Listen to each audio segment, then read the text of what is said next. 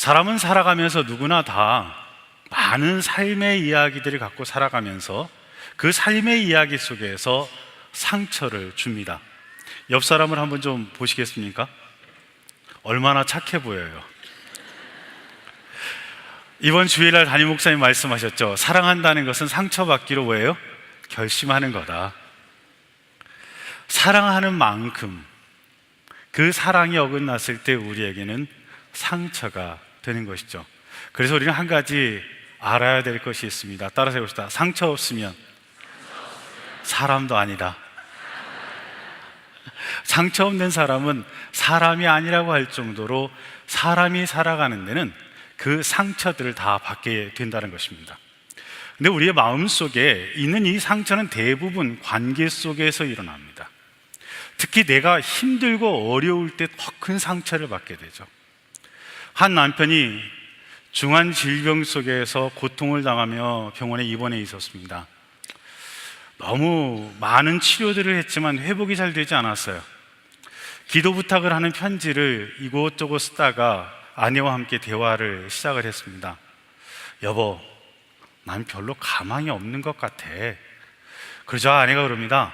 아니야 여보, 당신은 곧 일어날 거야. 당신 일어나서 나랑 여행 가자. 그래 여보, 우리 기도 편지 열심히 써서 돌려가지고 기도하고 일어서자. 편지를 열심히 쓰던 아내가 고개를 돌리더니 묻습니다. 여보, 그런데 장례식 할 때 장자는 어떻게 한자로 써? 여행에 대한 꿈보다 함께 했던 시간들이 더 아프고 힘든 것이죠. 인간은 누구나 다 트라우마들을 갖게 되어 있다는 것입니다. 그 상처들의 목록들을 좀 한번 볼까요? 자, 좀 보여주시죠. 한번 읽어보겠습니다. 시작. 일시적인 정신적 죽음을 가져오는 굴욕의 상처, 자신의 가치를 인정받지 못하는 무시의 상처, 인간의 본능적 신뢰 기반을 무너뜨리는 배신의 상처, 다음에 세상에 대한 신뢰를 잃게 만드는 억울함의 상처, 죽음에 대한 두려움이 깔려있는 공포의 상처, 마음의 문을 닫아 걸게 만드는 간섭과 통제의 상처, 외로움과 두려움이 동반된 고통을 주는 따돌림의 상처, 부조리와 외로움이 결합된 극단적 무관심인 냉담의 상처. 이 상처 중에 안 받은 상처가 어디 있나요? 다 상처를 받고 살아갑니다. 이 상처 앞에 누구도 웃을 수 없습니다. 그래서 인생은 어느 곳에 가서 누구를 만나든 무엇을 하든 내가 최선을 다하여 노력하는 만큼 상처들이 내 삶에 물밀듯 찾아오고 그 상처들은 내게 눈물이 될 때가 많습니다. 눈물로써 그 인생이 멈춰진다면 한계에 갇힌 인생이 되겠죠. 그러나 이 상처 속에서 우리는 우리가 받고 있는 인생의 수많은 상처들을 오늘 이후로 한번 재해석할 수 있는 하나의 관점을 가져보는 것이 필요하다고 생각합니다. 한번 따라서 해봅시다. 상처는 내 인생의 성장통이다.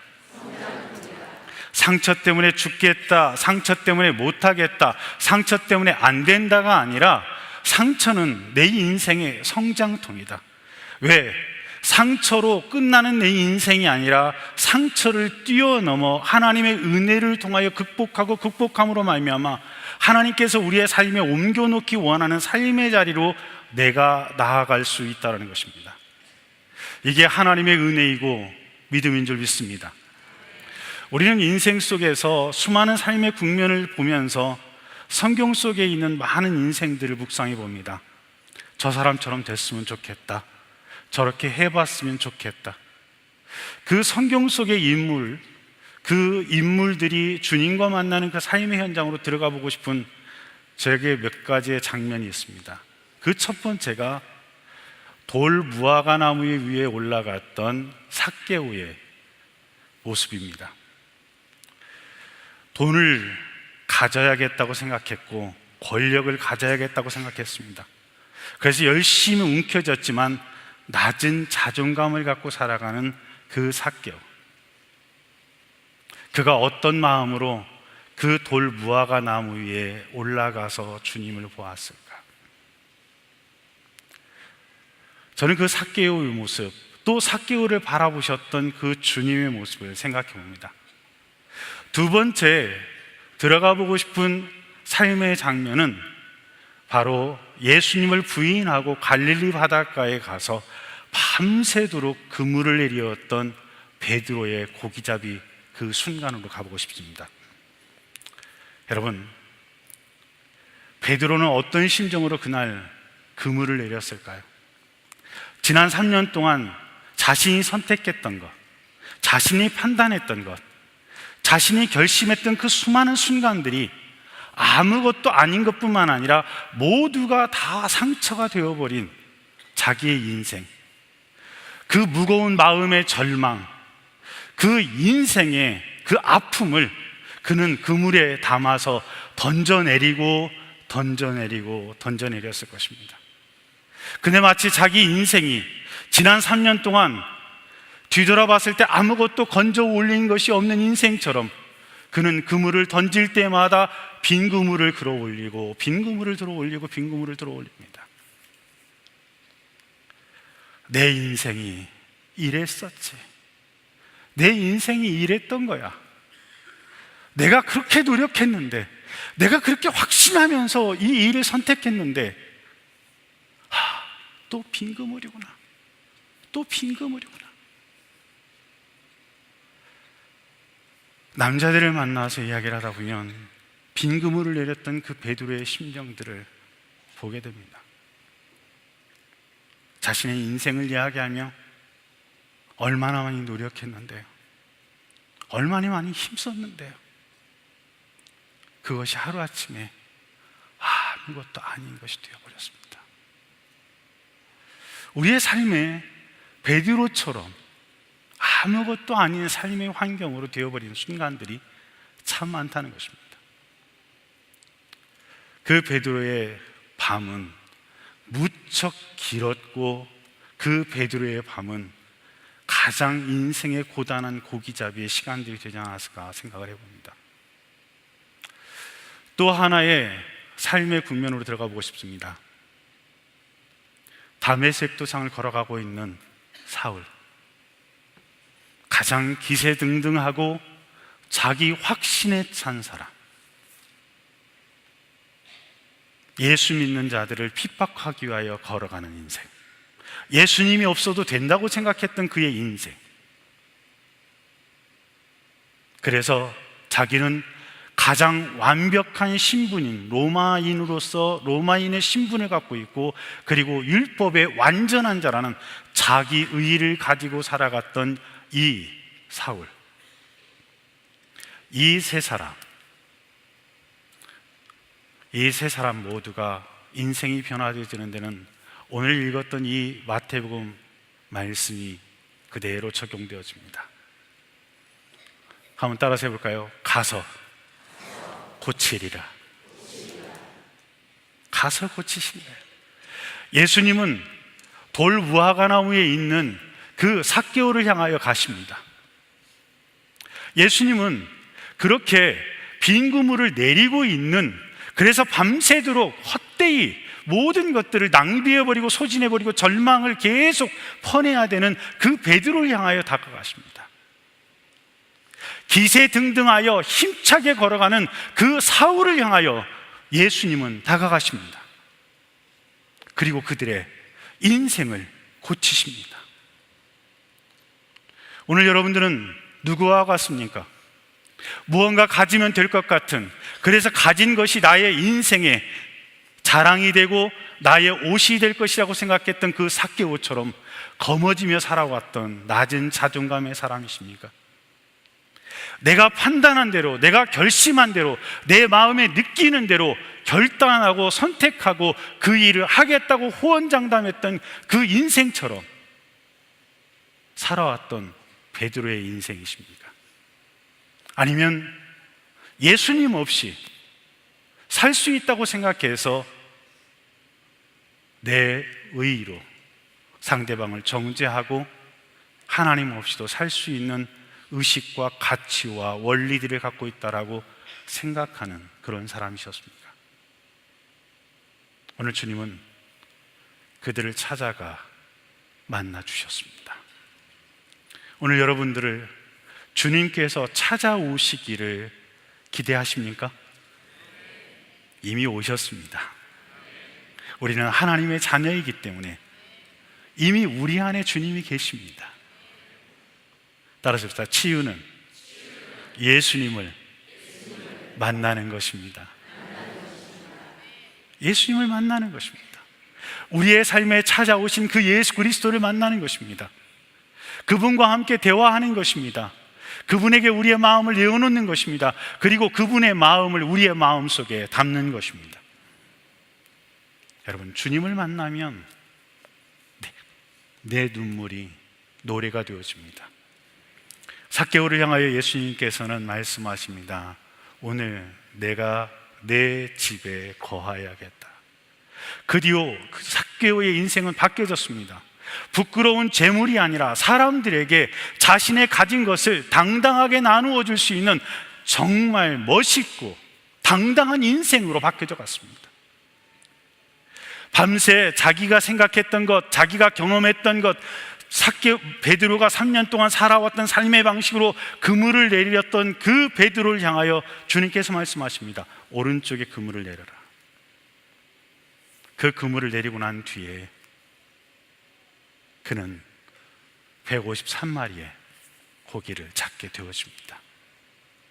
이 허다한 물고기를 잡는 인생이 되어졌고 그는 주님을 만납니다. 저는 정말 그 순간이 놀랍습니다. 주님이 찾아가 주신 겁니다.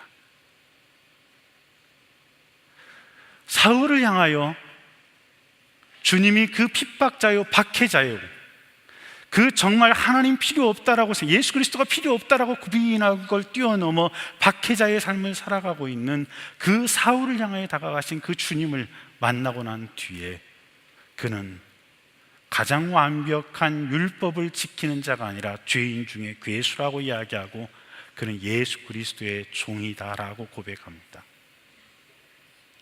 이런 고침이 오늘 우리 가운데 있게 되기를 축복합니다. 오늘 읽었던 본문은 한 하인의 병에 대하여 그 백부장이 와서 고쳐달라고, 말씀만이라도 해달라고 했을 때 예수님께서는 가서 어떻게 해요? 고치리라. 가서 고쳐주리라. 내가 가서 고쳐주리라고 말씀하십니다. 공동체성입니다. 바로 이것이 하나님의 교회에 주신 이 치유의 은혜가 우리에게도 강같이 빌려올 수 있게 되기를 축복합니다. 여러분, 오늘 혹시 생캠 묵상집을 가지고 묵상을 하셨습니까? 하신 분 손 한번 들어보십시오. 감사합니다. 혹시 아직 못하신 분들을 위해서 오늘 묵상집의 끝부분을 좀 한번 우리 읽도록 하겠습니다. 같이 한번 읽어볼까요? 자, 시작. 어떤 인생도 자기 혼자만의 기쁨, 자기 혼자만의 슬픔, 자기 혼자만의 능력으로는 살 수 없습니다. 고난을 당할 때도 위로를 받을 때도 함께 할 수 있는 공동체가 필요합니다. 그런 점에서 예수 그리스도의 몸인 교회의 중요성을 다시금 생각하게 됩니다. 그 다음, 우리가 교우들에게 영가족, 즉 영원한 가족이라는 이름을 붙인 것도 같은 맥락입니다. 우리는 영적 가족, 영적 공동체입니다. 또한 영혼을 위해 투자하는 사람들이요 하나님과 영원한 관계를 맺음으로 영적으로 성공한 사람들입니다. 이런 공동체를 통해 고난도 위로도 함께 한다는 것은 큰 축복입니다. 오늘날 우리 사회가 함께 울고 함께 기뻐하고 함께 즐거워하는 영가족, 영적 공동체가 되었으면 합니다. 눈물을 닦아주시는 하나님의 위로를 내가 경험하는 것으로만 끝나는 것이 아니라 환난 가운데 있는 모든 사람에게 하나님의 은혜가 나타나길 바랍니다. 그리하여 공동체가 주는 함께 위로받고 함께 축복받는 통전성의 은혜가 충만하길 바랍니다. 아멘. 오늘 담임 목사님께서 마치 오늘 이 수요 예배에 말씀을 주시듯이 묵상 자료집을 이렇게 정리해 주셨습니다.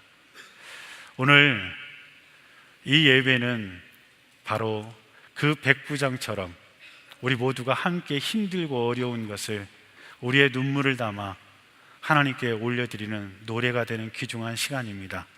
이 시간을 통하여 여러분들의 삶에 하나님의 치유와 회복이 있게 되길 축복합니다.